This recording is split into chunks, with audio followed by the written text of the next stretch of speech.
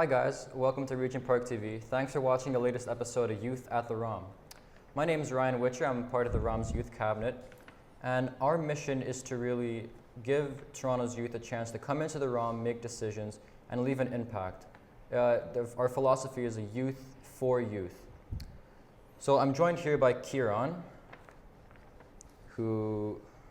Thanks for having me, man. Thanks. Well, Ryan, thanks for bringing me out. This is so much fun. Yeah, well, how about you introduce yourself and tell us a bit about what you do at the ROM. So I'm Kieran. I've been working at the ROM for 14 years, so half of my life. I'm really lucky. We have 330 kids that go to camp a day during the summer. Wow. And I'm really lucky that when I was young, I got to be one of those kids. So, I really wanted to be a paleontologist when I was little. And very quickly, I learned that I did not have the math skills to be a paleontologist. But it was at the same time that I was volunteering at the ROM, and I've stuck around for half my life. So I'm the camp director for all of our camps for Saturday Morning Club, which has been running for 77 years. I went to Saturday Morning Club. Yeah, really? Yeah. So like it's this, like, do you know Margaret Atwood went to Saturday Morning Club? Really? So we got these incredible people that come through the camp, and so I get to do that. And Summer Club and our ROM Kids Junior, like our toddler program. And so it's a lot of fun seeing kids come to the museum and make it their classroom. Yeah. That must be pretty special for you to be a camper at the ROM, and then now you're working for the ROM to give that experience back. Yeah, I call it the museum circle of life. We have so many kids that when they're 7 years old, they plan to, next year I'm going to do Science Sleuths, the year after that I'm going to do Lost Civilizations, Lights, Camera, Action, Dungeons and Dragons, then I'm going to do Leadership, then I'm going to be a volunteer. And what's special is a lot of these kids, they grow up through the program, they become doctors or lawyers or musicians or artists or whatever it is. And then when they have kids, they send their kids right back to the camp. And it's this wonderful circle. And to be a part of that on so many different levels is really special to me. Yeah, wow. So so our topic for this episode is about youth leadership at the ROM. So what does youth leadership mean to you? To me, it means so much of our camp is run by youth.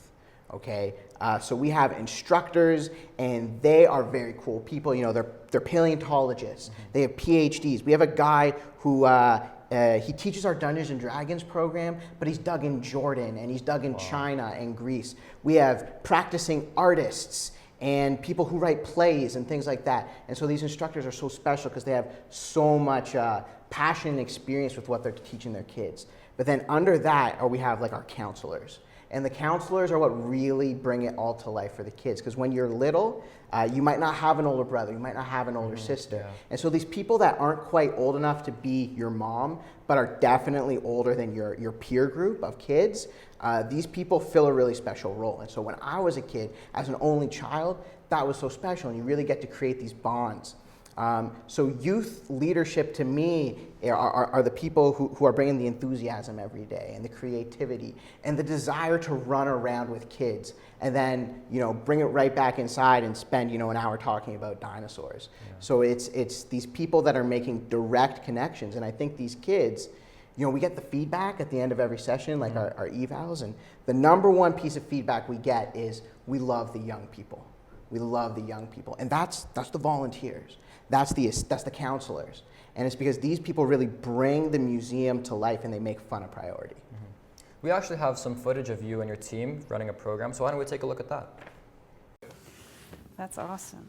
So you can see that I've gone ahead and tried to cut the shapes so that the kids are using just what they need, not too much more. This is really like how we do it for the toddlers. Yes, very thrifty. Or you could use, do you want green on back? Yeah, brown, green. So that was really cool, what you were doing with your team. We saw you and Jeanette, our good friend, who's also on the ROM Youth Cabinet. So why don't you explain what you guys were doing there? It's really important for us to get as many stories as possible. Because the way that we teach, we're fundamentally a science, history, and art camp. We have these incredible collections that showcase world cultures and natural history. And it's important for us to get like our stories, because these stories are what bring to life the collections to the kids. And so what's really special is having Jeanette come out and bring that Indigenous perspective to the galleries and give us sort of direction on how to tell these incredible stories. And so that's what we're doing there, and this is the second year we've done it, and it's really great to have her come out every year to talk to our senior staff, who can then bring it back to the rest of our group too. Okay. So what are some leadership opportunities offered to the youth at the ROM other than the youth cabinet? So for us, we've been running camp for a very long time, for 77 years. Yeah. And one of the core pillars of the camp is volunteers. And for us, it starts with our LIT program, which is actually a part of Summer Club. It's our leader in training program. Yeah. And so across like many camps, that's something that you have. And so that's where it starts. And I went through leadership when I was a camper, and depending on the year that goes by, upwards of 60% of our volunteers actually were campers and came through the program themselves.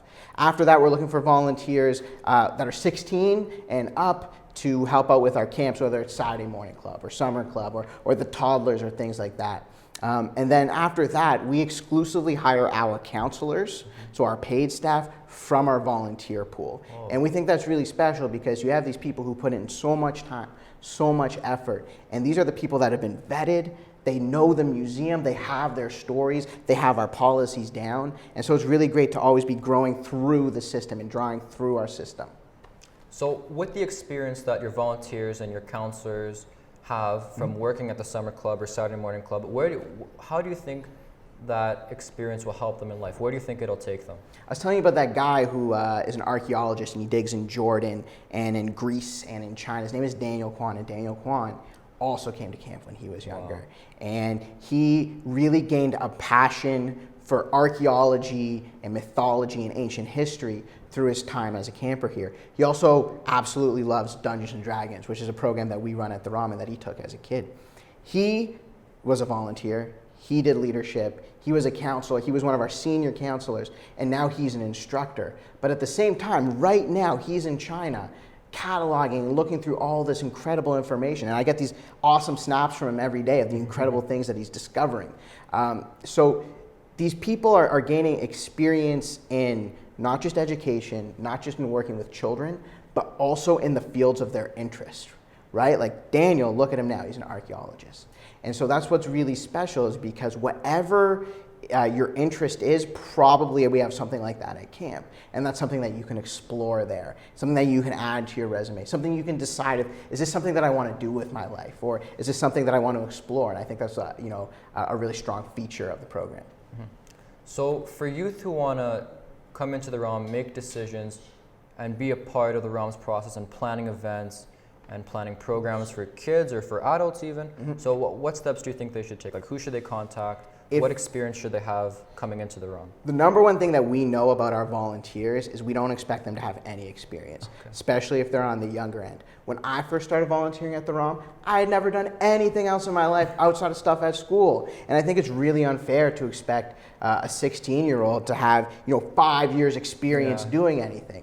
So what we look for with our volunteers, and we have volunteers that are 16, that are in university, that are in their post-grad, that are actual people in their field. But what we're looking for are people who have enthusiasm, people who have patience to work with kids, and a desire to learn, okay? Mm-hmm. And then if they have those interests, they want to get in contact with me. Mm-hmm. And so we do volunteer sessions, orientations, like where we take on groups of people about 3 times a year, one right before summer club, our summer camp, one at the start of fall, right before our Saturday programs, and one right before March, right before our March break camp. And that's when I'm looking to take people on. Okay.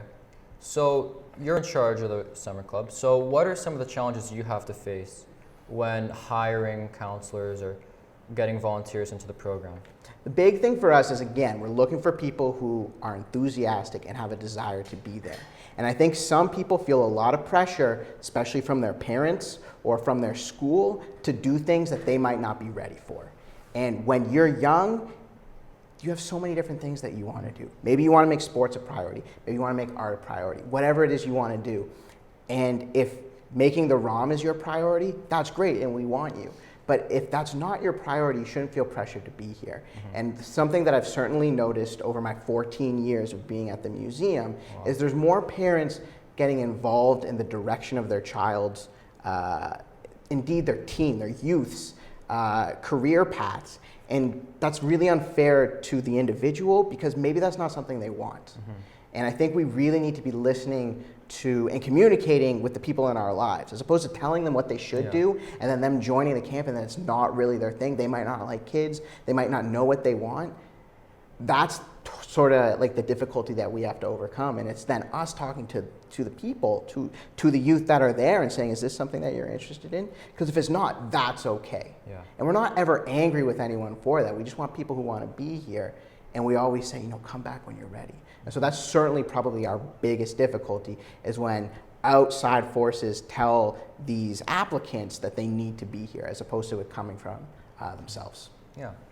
So final question. Yeah. If you had to sum up a volunteer's experience at the ROM, whether that be in any program dealing with young kids or other youth, how would you describe it in 3 words?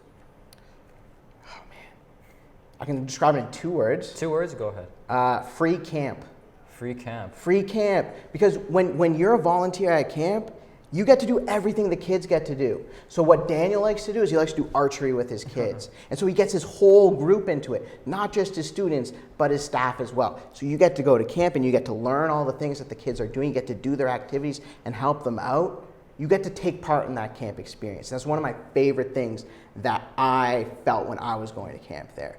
And I don't really know a lot about Egypt. I never went to school for it. But the fact that I got to sit through lesson after lesson after lesson means that I can talk about Jed Madazank all day long. And it's such an incredible story. So free camp. Free camp. Okay, one last question because I feel like it's important to our audience. If someone wanted to volunteer at the ROM, come work, how do they get in contact with you or whoever's in charge of hiring? They want to get in contact with me at studio@rom.on.ca. studio@rom.on.ca. And that's our direct line where people can get in contact with us and they can request an application or they can get on our mailing list. And what we tell people is even if you're a little bit young, you're not 16 yet, just put yourself on the list. And then once you're ready or once you're of the age or once it's something that's interesting to you, start replying to those emails. Perfect. Thanks so much for tuning in to our latest episode of Youth at the ROM. Stay tuned for next week's episode. Thanks.